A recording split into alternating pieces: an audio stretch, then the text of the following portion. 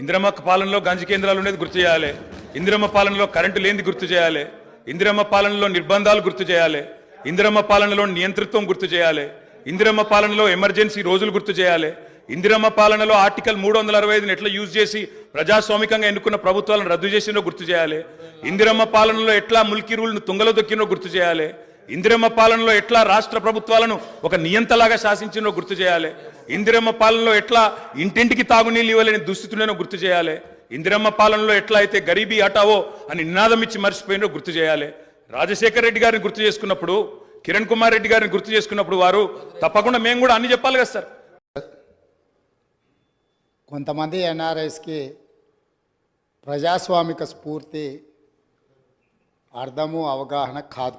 మనం ప్రయత్నం చేసినా కూడా వారు తెలుసుకునే ప్రయత్నం చేయరు. పోతిరెడ్డిపాడు పొక్కదవి నీళ్లు తీసుకుపోతుంటే హారతులు పట్టిన వాళ్ళ సంగతి చెప్పాలా, హంద్రీనివాకు హారతులు పట్టిన వాళ్ళ సంగతి చెప్పాలా, తెలంగాణకు అన్యాయం చేసిన ప్రతి ఒక్కరి సంగతి చెప్పాలా. కేవలం సెలెక్టివ్గా తలుచుకుంటాం, ఇందిరమ్మ పేరు అవసరం వచ్చినప్పుడు తలుచుకుంటాం, లేకపోతే తలుచుకోమంటే ఎట్లుంటుంది అధ్యక్ష? కాబట్టి తప్పకుండా చెప్పాలా. చరిత్ర అనేది దాస్తే దాగేది కాదు అధ్యక్ష. ప్రగతి భవన్కు పోయి అక్కడ కేసీఆర్ గారి పేరు మీద మట్టి పూయంగానే చరిత్ర మరుగున పడిపోదు అధ్యక్ష. తప్పకుండా వాస్తవాలుగానే ఉంటాయి.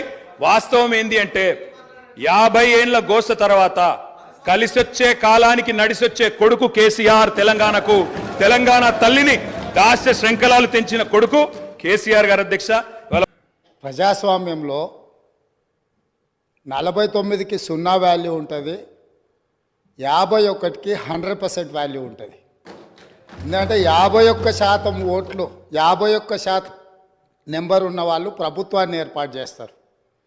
49% ఉన్నవాళ్ళు ప్రతిపక్షంగా కూర్చొని ప్రభుత్వం తీసుకునే పరిపాలనలో నిర్ణయాలను, శాసనాలను సహేతుకంగా విశ్లేషించి సలహాలు సూచనలు ఇస్తారు. సలహాలు సూచనలు ఒకవేళ ప్రభుత్వము పెడచెవిన పెడితే నిరసనలు, ధర్నాలు, రాస్తారోకలు చేస్తారు.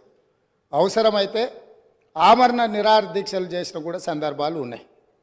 ఆ స్పిరిట్ను తీసుకోవాలి తప్ప వాళ్ళు 64 ఉన్నారు, మేము 39 మంది ఉన్నాం, మేము అచ్చోసిన ఆంబోతుల్లాగా ఉన్నాం, మేము పోడియంలోకి వచ్చి కుస్తీలు కొట్లాడతాం. వారు మాట్లాడినారు గవర్నర్ గారు.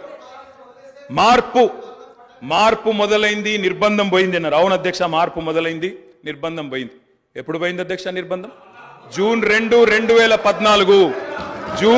2014 నాడు దాస్య శృంఖలాల నుంచి శ్రీశ్రీ గారు చెప్పినారు అధ్యక్ష, బానిసకొక బానిస అని.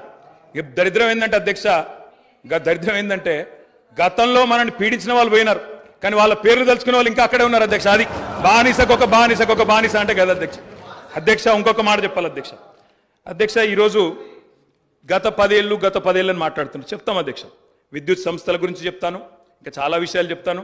మధ్యలో వారే ఇప్పుడు ఒక 15 నిమిషాలు డిస్టర్బ్ చేశారు. మీరు లెక్క రాసుకోవాలి. మీరు కూడా మేము 39 మంది ఉన్నాం, వాళ్ళు 64 మంది ఉన్నారు. మిడిసిపడుతున్నారు అధ్యక్ష. ఎంత అధ్యక్ష తేడా? 1.85% ఓటు మాత్రమే.